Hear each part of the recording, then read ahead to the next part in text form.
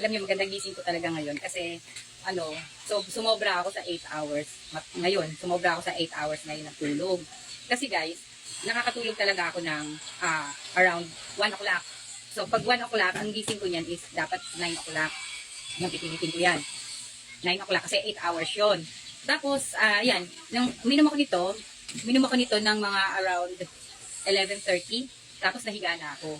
Pero usually pag ganyan, hindi talaga ako nakatulog. Mga 12, malabo yan, hindi agad ako makatulog.